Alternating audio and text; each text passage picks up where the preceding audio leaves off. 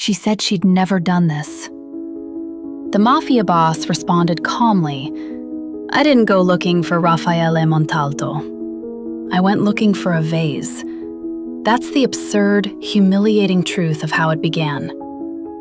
11:30 on a Thursday night in October, rain coming down in sheets against the Upper East Side, and I was elbow-deep in water buckets at the back of my shop, trying to salvage 200 Juliet roses that had arrived bruised from the wholesaler. My phone was propped against a pail of glycerin, a half-eaten granola bar forgotten on the workbench beside it. I had lilies to condition, eucalyptus to strip, and a funeral arrangement due by 6 a.m. for a widow who had specifically requested nothing cheerful. It was a perfectly ordinary, terrible night. Then my brother called. "Ilara." Julian's voice was wrong. Not frightened wrong. My brother had never once sounded frightened in his life, but compressed. The way a person speaks when they are choosing each word with both hands. "I need you to go to the storeroom. Behind the tall shelving unit, there's a black duffel bag. Don't open it. Just hold on to it until I come for it." "Julian, it's midnight. Please." He never said please. I went to the storeroom. I found the bag. I did not open it, because I was a woman who had lived 28 years minding her own business and had survived that long precisely because of it. But I held it, and I felt through the canvas the unmistakable rectangular geometry of banded cash, and something else, smooth, cylindrical, cold even through the fabric. I sat down on an overturned crate and stared at the wall for a long time. Julian worked organized crime for the NYPD. He had for 6 years. I had spent 6 years not asking questions, not looking at the shadows under his eyes, not wondering why his apartment had 3 deadbolts and his car changed every 8 months. I had spent 6 years arranging flowers and minding my own business, and I had called that love. I called it protecting him. He never came for the bag. At 2:03 a.m., a black SUV with no plates pulled up outside Voss Blooms. The men who came through my door were not police. They were something older and quieter than police, in dark coats that fit like armor, with eyes that moved across every corner of my shop the way a person checks a room they've been in before. The one in front was tall, not hulking, but assembled in a way that suggested purpose, with the kind of stillness that made the rain outside seem chaotic by comparison. He had dark hair, silver-touched at one temple, and a single scar bisecting his left brow like a line drawn in old silver. He looked at me the way a watchmaker looks at a stopped clock. Not cruel, just precise. He said nothing for a full 6 seconds. Then, "Miss Voss, I'm sorry for the hour." His voice was low and unhurried, Italian vowels softened by years in this city but not erased. He looked at the bag still in my hands. He looked at my face. He didn't reach for it. "My name is Raffaele Montalto," he said. "Your brother works for me." The granola bar was still on my workbench. The lilies were still soaking. Everything in my shop was exactly as I'd left it, and yet the entire geometry of my life had just shifted 3 degrees off its axis, and I understood with absolute clarity that nothing was going to be where I left it ever again. "My brother," I said carefully, "works for the NYPD." The ghost of something moved through his eyes. Not amusement, closer to patience. "He works for several people," Raffaele Montalto said. "That is precisely the problem we need to discuss." If you're already here at midnight with me, darling, a quick subscribe keeps the darkness coming. I set the bag down on my workbench between us like a line I was drawing. He didn't look at it. He looked at me. And I understood, with that particular cold clarity that comes just before real fear, that a man who doesn't look at the thing he came for either already knows he'll have it or doesn't need it at all. He had come for something else. He had come for me. He didn't take the bag that night. He sat down, unbidden, unhurried, as though my workbench and my soaking lilies and my ruined evening were a room he had reserved. And he told me a version of my brother's life that I had been carefully protected from knowing. Julian had come to Raffaele Montalto 3 years ago, not as a target, as a supplicant. There were debts, gambling mostly, the kind that compound in the dark like mold. And Julian had leveraged his badge to clear them, first by passing small intelligence, then by looking the other way on 2 dock inspections, and then by doing something so much worse that Raffaele described it only as an arrangement that benefited us both, and that your brother recently decided to renegotiate unilaterally. Unilaterally. I had trimmed thousands of stems in this shop. I knew when something had been cut at a bad angle. "He's been feeding your ledgers to Silvio Grimani," I said. It wasn't a question. The pieces had been assembling themselves while he spoke, without my permission, with the horrible efficiency of things that were always true. Raffaele's fingers rested flat on the edge of my workbench. He had the hands of someone who had built things and broken things in equal measure. Broad-palmed, unhurried, a thin white scar along the knuckle of his right index finger. "For approximately 4 months," he confirmed. "And Grimani wants everything I have." A pause. "He'll burn what he can't take, including anyone close to me, including anyone who was briefly adjacent." The word adjacent landed in my chest like a cold stone. My brother had made me adjacent. I had spent 28 years being fastidiously, determinedly uninvolved.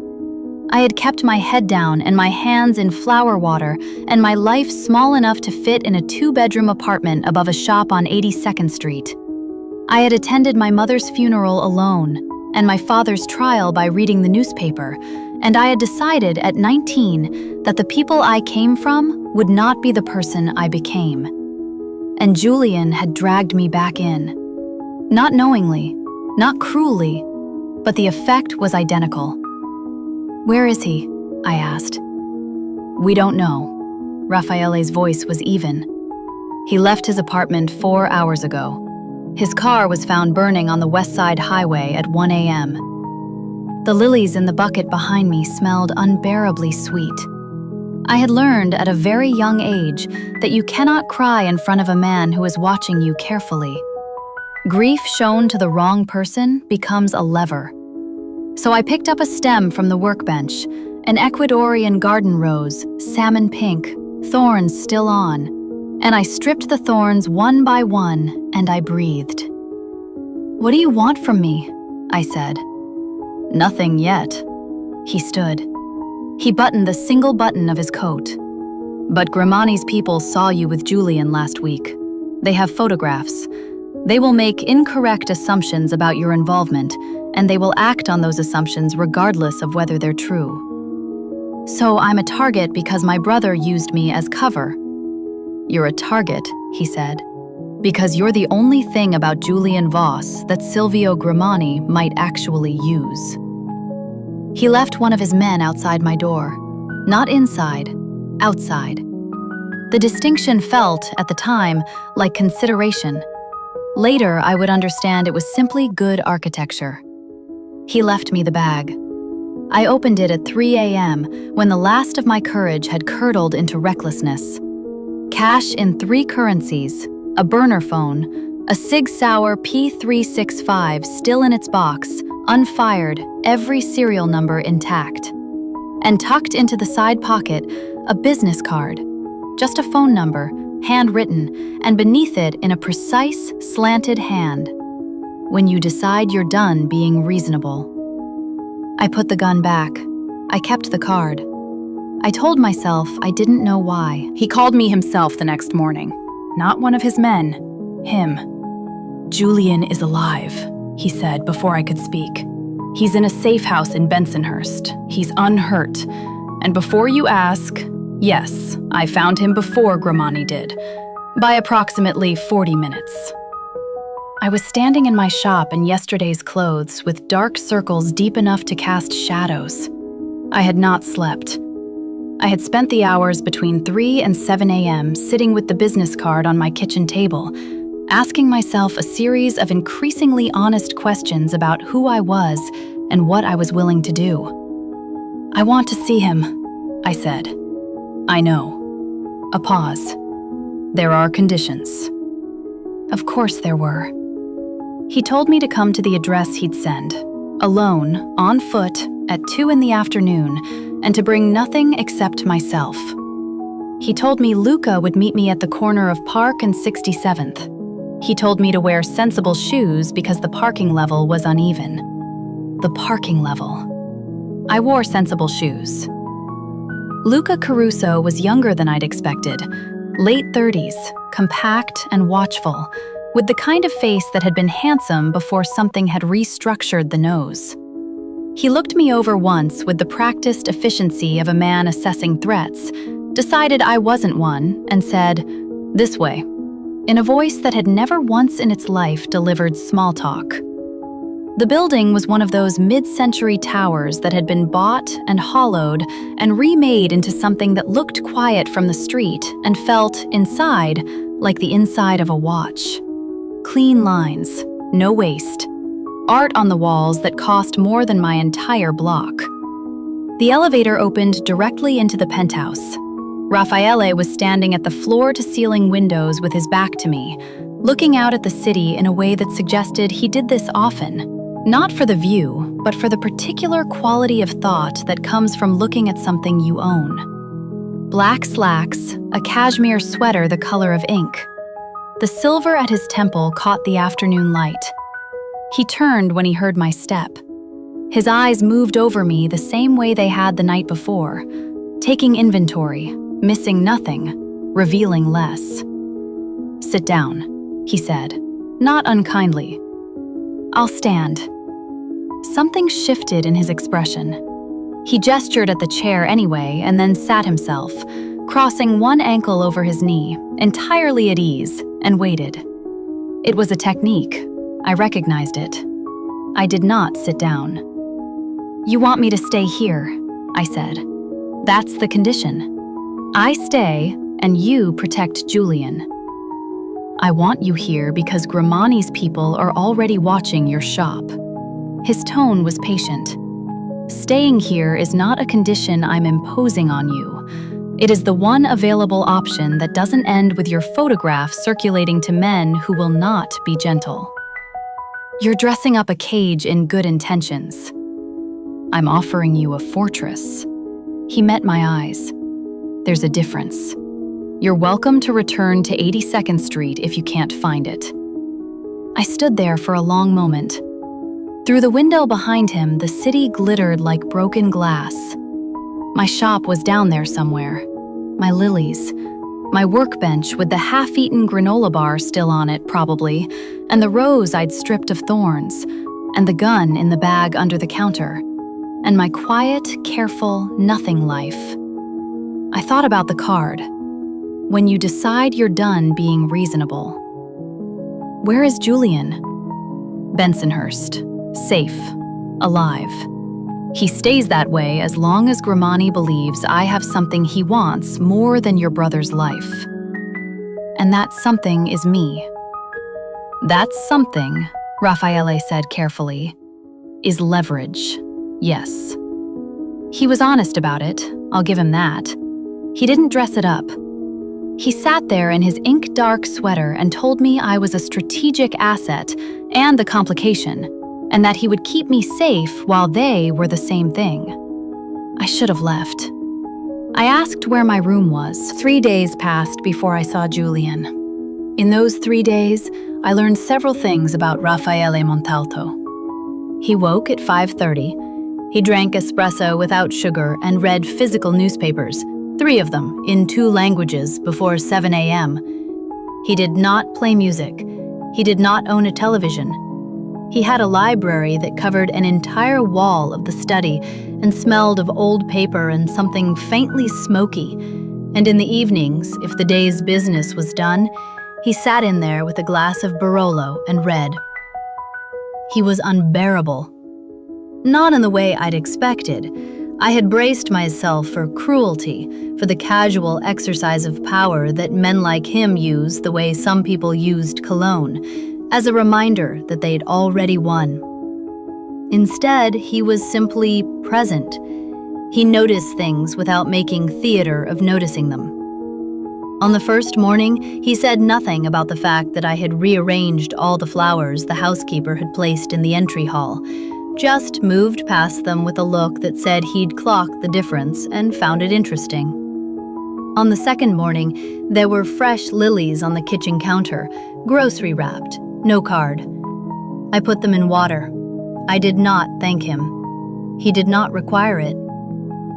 Luca brought me to Julian on the third afternoon in a car with blacked-out windows through the gray sprawl of Bensonhurst to a row house on a residential street where a man with a newspaper and the particular stillness of a professional was sitting on the stoop.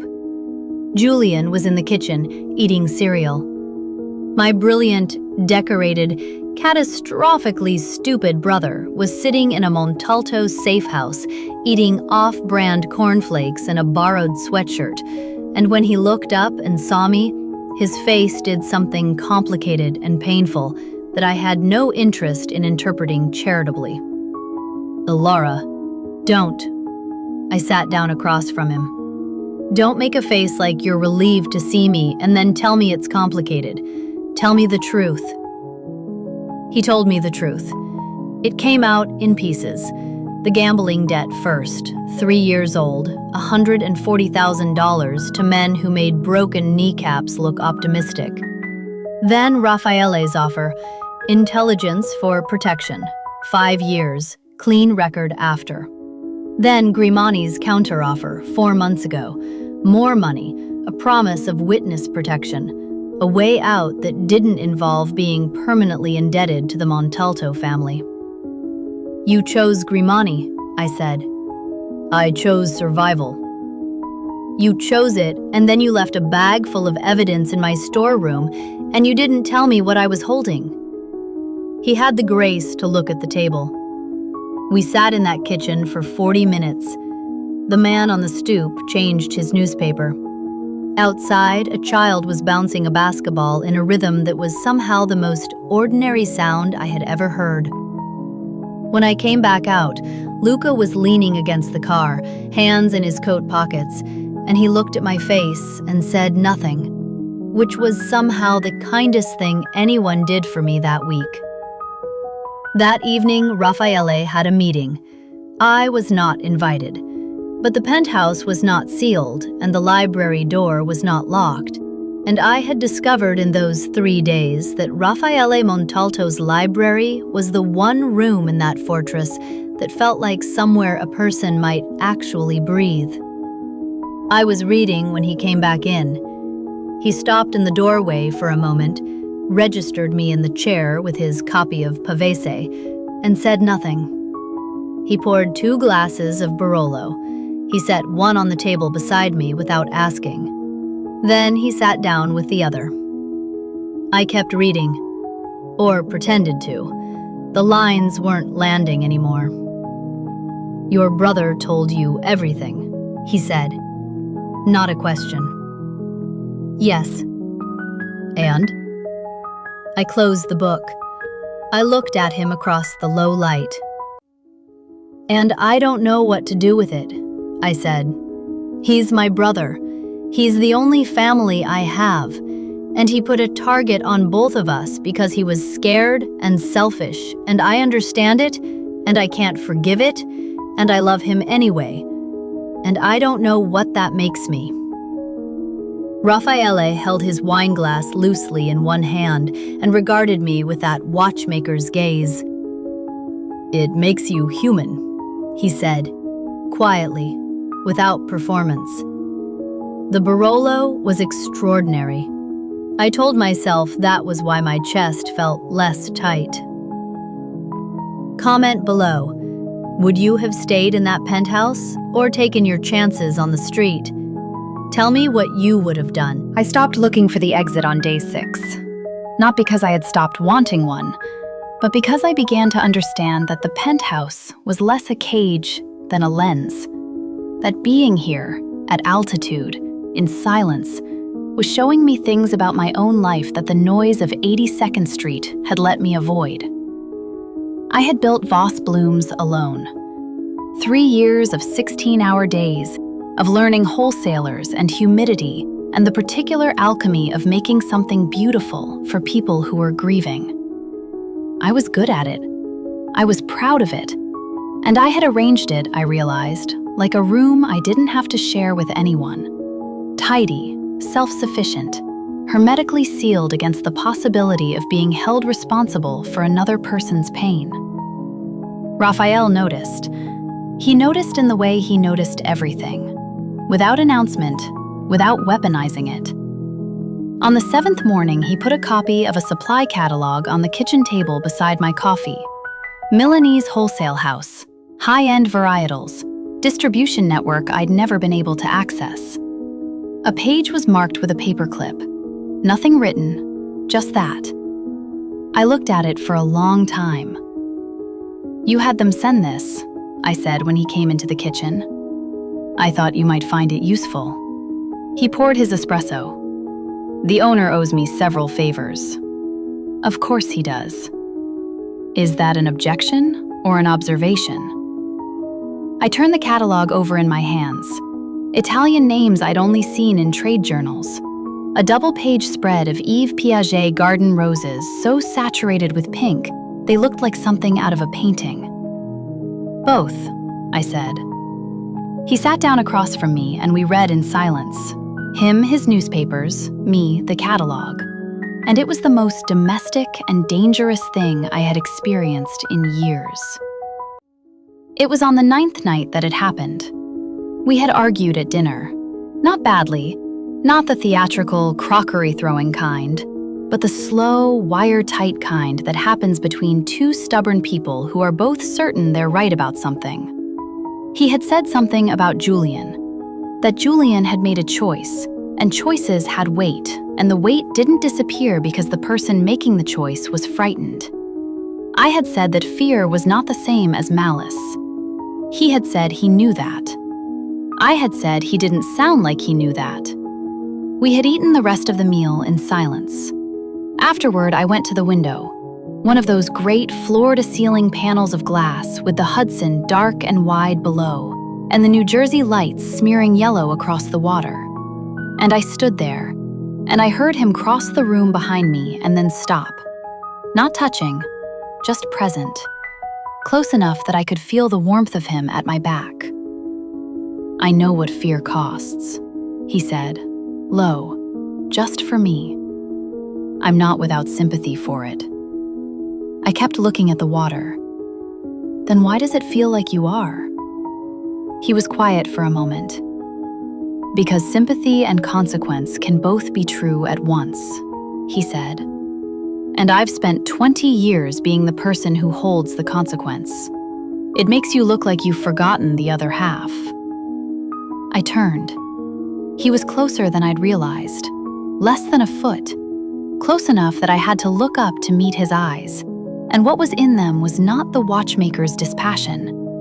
It was something older and more complicated, something that had been there, I understood with a jolt, for longer than I'd been paying attention. Raphael. Just his name. I didn't know what I meant by it. He reached up and moved a strand of hair off my face, the back of his hand, barely contact, almost nothing, and said, quietly, "You should sleep." Then he stepped back, put the width of the room between us, picked up his book. I stood at the window for a long time after. The pull of him was not what I'd expected. I'd expected desire. That much I'd been braced for, the way you brace for weather you know is coming. What I hadn't expected was the rest of it, the weight of being seen, the particular sensation of being in a room with someone who asked nothing of you except that you be honest, and who was, himself, honest in return, brutally, calmly, without softening the edges. I had spent so long making myself small and manageable and undemanding that I had forgotten what it felt like to be looked at by someone who wasn't interested in a smaller version. I slept badly. I dreamed about roses. I found it on the 11th day, and I found it by accident, and I think, even now, that he meant for me to find it. I had been in the study looking for a pen, not snooping, or not snooping exactly. The study was a room he worked in, and also, clearly, a room he lived in. Personal in the way only spaces that a person is always alone in become personal, with small accumulations of character everywhere you looked. A photograph of a hillside in Sicily, foxed at the edges. A chess set mid-game. A bottle of lemon liqueur from a distillery I'd never heard of. On the desk, a weighted glass paperweight over a stack of letters. The pen was in the drawer. The ledger was in the drawer with the pen. It was old, cloth-bound, the burgundy cover faded and soft, and it fell open in my hands to a page that must have been marked once with something since removed, because the spine cracked at exactly that spot as though it remembered being held there. Column of dates, column of initials, column of payments. I'm not sure how long I stood there before I found my father's name. Victor Voss. My father. Not a crime lord, not a foot soldier, I had always known he touched the edges of those worlds, had grown up understanding that the car that was too nice and the holiday that was too expensive had origins I was not meant to examine. But this was specific. This was 14 years of entries. This was my father listed as an informant, not for law enforcement, but for the Montalto family, providing intelligence on rival operations in exchange for the particular protection that powerful men extend to useful ones. He had died 8 years ago. An accident, the police report said. A single vehicle collision on a rain-slick road in November. The entry 3 lines below his last recorded payment read, VV, terminated, Grimani order, confirmed. I sat down on the floor of the study. I sat there for a long time.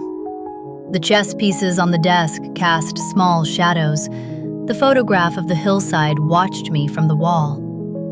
Silvio Grimani had killed my father. My father had worked for the Montalto family for 14 years, and then Silvio Grimani had decided to remove a liability, and the rain-slick road in November had been arranged.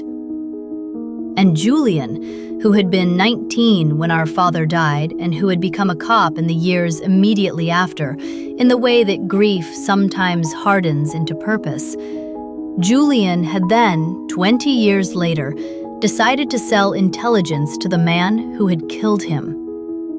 Because Julian didn't know. Julian had never known. I was still on the floor when Raffaele came in. He stopped. He looked at me. He looked at the ledger in my hands. He did not look surprised. You knew, I said. I knew when I came to your shop. His voice was careful. Your father was loyal to this family for a long time. What happened to him? Was Grimani? Yes. I looked up at him from the floor and I felt something move through me that was not grief and not rage exactly, but the particular hard clarity of a thing finally becoming its real shape. That's why you didn't let Grimani have Julian, I said. Not just for leverage. You owe a debt. Raffaele crouched down, unhurried, unsentimental, and met my eyes at their level. Yes, he said. One word, no performance, no elaboration. I handed him the ledger. He set it on the desk. He offered me his hand. I took it. He pulled me up, and then, for 3-4 seconds, he didn't let go. just held my hand loosely, thumb resting over my wrist where my pulse was giving me away entirely. Ilara. He said my name differently now, not the way you say a name you've been given, the way you say one you've earned. Whatever you need to do with what you've learned tonight, I will not stand in the way of it. What if what I need, I said, is to watch Silvio Grimani lose everything he has? The ghost of that half-smile, devastating, unhurried. Then, he said, "You're in exactly the right house." Comment below. The moment Ilara found that ledger, did you suspect what was in it? And do you trust Raffaele yet? Tell me everything. Julian told me about the phone records on a Sunday. Luca had given them to me, printed in a plain envelope, left outside my door the way things were sometimes left in that penthouse. Without ceremony, without explanation, with the assumption that I was capable of handling what was inside. I had waited until I was at the safe house across from Julian with his cornflakes to open the envelope. The records covered 4 months, Julian's burner to a series of numbers that triangulated, with no great effort, to Grimani's organization. 3 calls a week, sometimes 4, time-stamped in the small hours of the morning when the city's noise dropped enough for betrayal to be conducted quietly. I put them on the table and I watched my brother's face. He didn't deny it, that at least. "He told me he could get us both clear," Julian said. His voice had gone flat, the way it always went flat when he was trying to control something. Witness protection, new identities. I'd get to stop being owned. "You were going to disappear," I said, "without telling me." The silence that followed that was the loudest thing I had heard in years. "Julian, you didn't think I'd need to know that my only family was about to vanish. You didn't think that I, who had nothing to do with any of this, might want a choice about whether to go with you." I kept my voice level. I had learned that from somewhere recently. "Grimani promised you protection, but Grimani killed our father." He went very still. I watched him do the arithmetic. I watched it arrive. Grimani didn't. Dad was Montalto adjacent, I said, for 14 years. Grimani ordered his car off that road in November. I've read the ledger. The basketball outside had stopped. The kitchen was very quiet. "He was going to kill you too," I said. "The moment he didn't need you anymore. That's what witness protection costs from Silvio Grimani." Julian looked at his hands on the table. He looked at them for a long time. "I'm sorry," he said. And for the first time in the conversation, his voice sounded like him, the actual him, the one under the cop and the debtor and the frightened man, raw and sorry and too late and mine.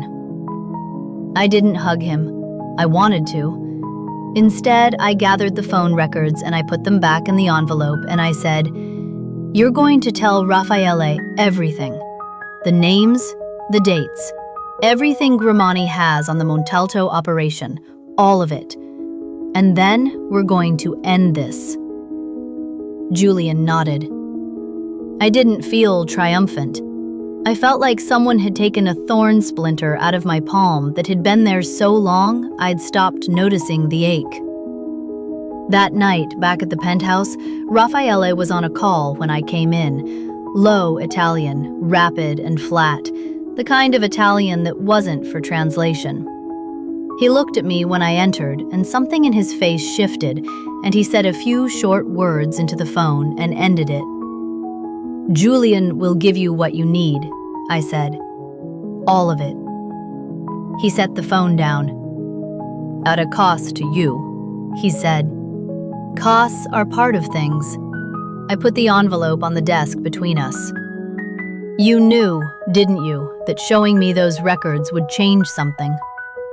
I thought it might clarify things for you. He looked at the envelope.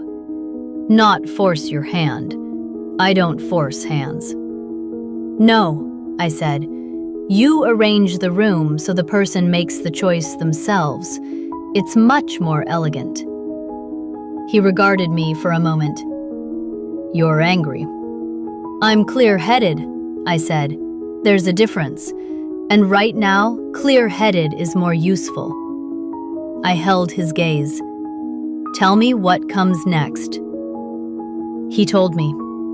The plan was patient and exact and inarguable, the way everything he did was patient and exact and inarguable. And listening to it, I felt, with a particular quality of sensation I had no name for yet, that I was no longer standing outside the circle of this. I was inside it. I had walked in through a door I'd thought was Julian's door. But it had, all along, been mine. We had 5 days before Grimani moved. The intelligence Julian gave Raphael was enough to triangulate Grimani's next play, a sit-down at a neutral property in Tribeca, brokered by one of the other families, framed as mediation. It was a trap.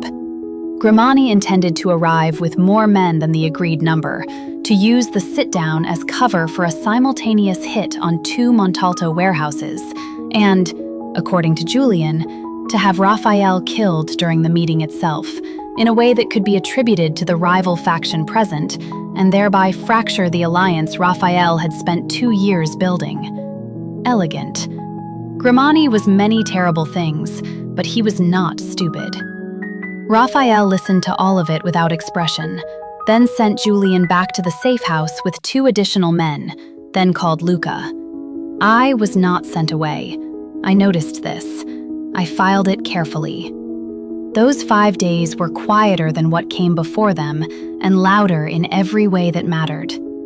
Raphael moved through them with the focused calm of a man who had done this before, who had faced down existential threats enough times that the machinery of his response was efficient and almost serene.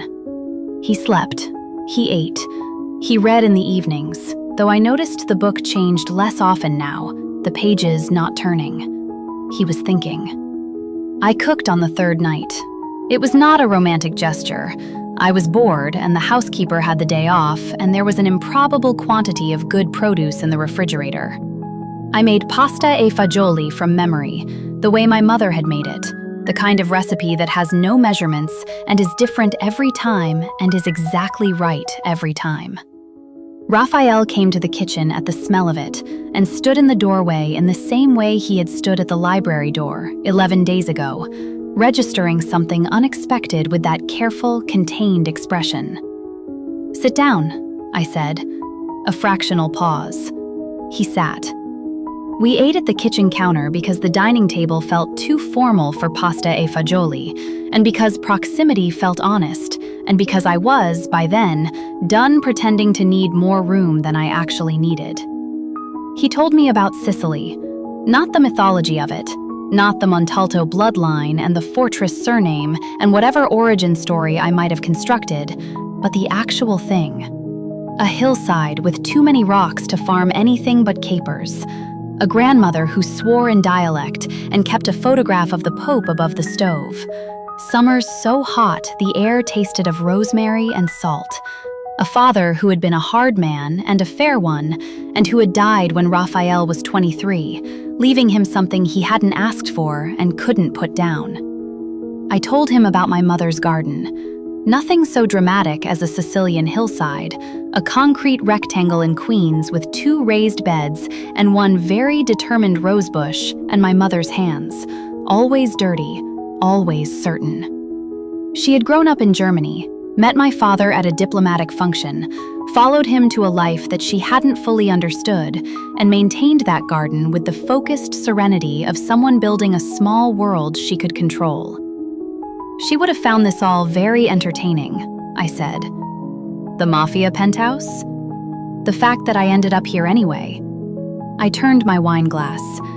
She always said I was too much like my father, by which she meant that I understood that the world wasn't clean, but I kept pretending I could stay clean inside it. He was quiet for a moment. "That's not a flaw," he said. "She didn't mean it as one." After dinner, he washed the bowls himself, which I had not expected, and then leaned back against the counter and looked at me with that expression that I had learned by then was the closest he came to unguarded. "When this is over," he said, "the shop. You should reopen it." A pause. "I'd like to place an order." I looked at him. "Standing order," he added. "Lilies. Weekly." It was the quietest, strangest, most devastating thing he'd said to me. Not a declaration, not a claim, just a request from a man who paid attention for the thing he'd noticed I loved most. I kissed him first. I want that noted. I crossed the kitchen, and I put my hand against his jaw and I kissed him, and he made a low sound in his chest like something releasing, and his hands came to my waist, not pulling, not claiming, just present, steady, there. And we stayed like that for a long time in the kitchen light. When we finally broke apart, his forehead dropped to mine and he breathed once, slowly. "Ilara. My name. Just that." "I know," I said, and I did. I knew what it meant and what it cost and what it would be. Not simple, not safe, not anything I'd been able to plan for. His world and all its weight and all its darkness, and me in it now not by accident, but by something that felt, in this kitchen, like choice. His darkness calling to something in me that had always been there, waiting. We did not talk about what came next. The city did that for us, glittering cold outside the windows, and we had 5 days, and we used them well. Comment below. She kissed him first. Was that the moment you knew? Drop A if you felt that scene in your chest. The hit came 4 days early. Not at the Tribeca sit-down, not with the elegance Grimani had outlined to Julian. Those plans had been leaked, deliberately, by us, through channels Grimani trusted, as misdirection. What Grimani sent instead, when he understood he'd been read, was uglier and more direct. 2 SUVs and 9 men and the flat, furious logic of someone who has run out of subtlety. They hit the penthouse at 11:47 on a Tuesday night. I was awake. I had been awake for an hour, sitting at the kitchen counter with tea that had gone cold, thinking about the ledger and my father and the gap between the people we come from and the people we choose to be. I heard the elevator. What happened next happened in the particular, distorted time of things that are real.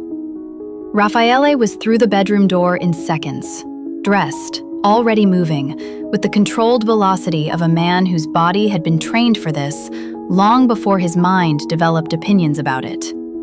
He didn't say my name. He caught my hand and pulled me behind the marble kitchen island in one motion. And then, the windows imploded.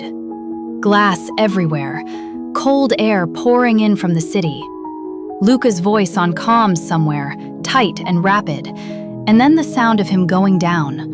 A hard grunt, a scrape, silence on the channel, and then nothing. There were 4 men in the penthouse. They moved well. They were professionals. Raffaele took 2 bullets in the left side, dragging me down behind the island. I heard them hit. I heard the sound he made, which was almost nothing. A breath, controlled, deliberate. And then he pressed the pistol into my hands with the same calm he used for everything. 2 shots left, he said. His voice was steady. Blood was spreading dark across the white cotton of his shirt, and his voice was steady. The man on the right is going to come around the counter in about 8 seconds. I looked at the gun. I had never... Ilara. His hand cupped my face, warm and slick. Look at me. I looked. His eyes, dark as the Hudson, absolutely present. 8 seconds, he said. You can do this. I heard the footstep. I tracked it by sound, the particular weight of a man moving fast and certain, rounding the corner with a knife raised, and I came up from behind the marble and I aimed at center mass the way my father had taught me in a Queens parking lot at age 16, because he had known, even then, that the world was not clean and I would need to know how to survive in it. I pulled the trigger. The shot cracked through the penthouse like a door slamming shut on everything before it. The man dropped. I stood there with the gun in both hands and my arms shaking, and the smell of cordite sharp in my throat and blood, his, not mine, speckling my forearms.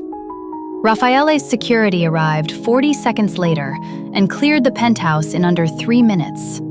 The remaining men were restrained. Luca, bloodied but alive, appeared in the hallway doorway and assessed the situation, and looked at me standing over the downed man and said, with what I believe was genuine respect, "Huh."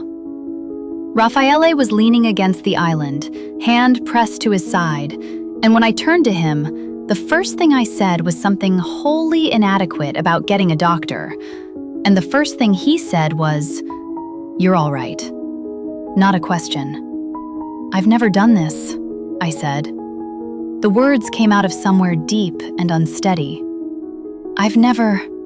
"I know." He reached for me with his free hand. I went to him, and he pulled me in, carefully given the side, both of us careful of the damage, and he pressed his lips to my hair. "You did what had to be done," he said. Quiet, for no one but me. "And now there is no going back. Not from this. Not from any of it." The words landed differently than they would have 2 weeks ago. Not like a sentence, like a door opening. The doctor came. 2 bullets removed. Luca got 4 stitches and complained about all of them. In the 2 days that followed, Raffaele's response to Grimani was the kind of thing I understood only in outline and did not need the details of. What I knew. Grimani's Tribeca property was seized. 3 of his capos turned, evidently persuaded that the Montalto offer was considerably more stable than working for a man who had just failed, spectacularly, twice. Julian's full testimony was delivered to a federal contact Raffaele maintained for precisely these occasions, targeted and precise, carrying enough to put Grimani away without touching anything Montalto. Silvio Grimani was arrested on a Thursday morning outside his building on the Upper West Side, in the rain, in a suit that cost more than my car. Julian called me from the safe house when he heard. We talked for a long time. About our father, about the choices people make in the dark, about the particular cruelty of learning too late that the enemy was always the same man. By the end of the call, neither of us was entirely composed, and that was all right. Some things earn the mess they make. A week later, I reopened the shop.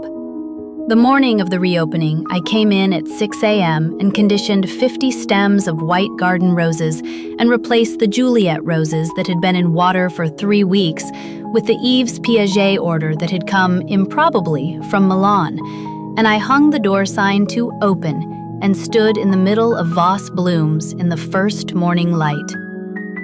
At 9:15, a black car stopped outside.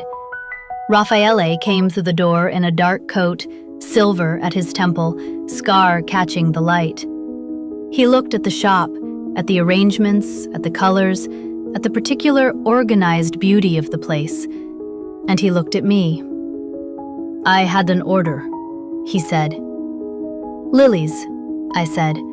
"Standing order, weekly. And anything else you recommend?" I wrapped them myself.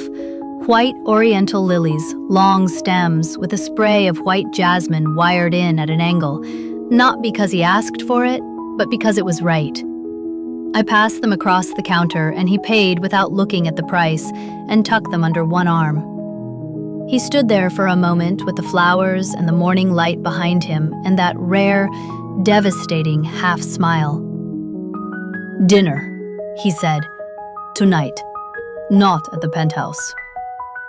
"Somewhere with a reservation?"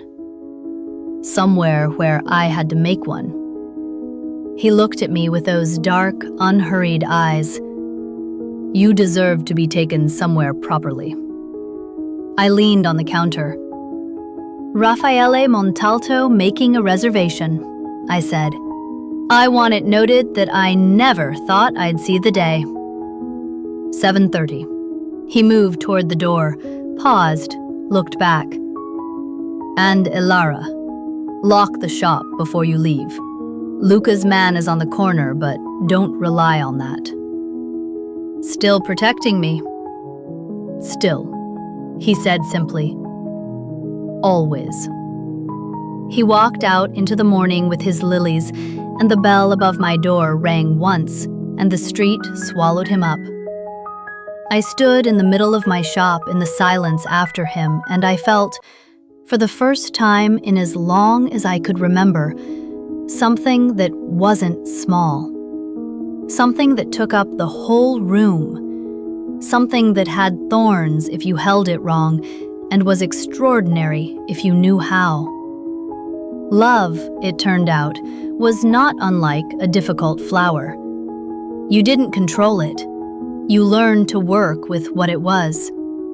And what this was, dark and rooted and improbable and mine, had just walked out my door with an armful of white lilies. I had said I'd never do this, and Raffaele Montalto had responded calmly by making me a standing order. Some things don't need shouting. The ones that last never do. And that, my darling, is where we leave them. Elara Voss, who spent 28 years being sensibly, determinedly uninvolved, standing in her flower shop with thorns on her fingers and blood on her history, and a dinner reservation for 7:30. A woman who crossed a line she didn't know she'd been walking toward her whole life, and found, on the other side, that it fit her better than anything she'd ever carefully arranged.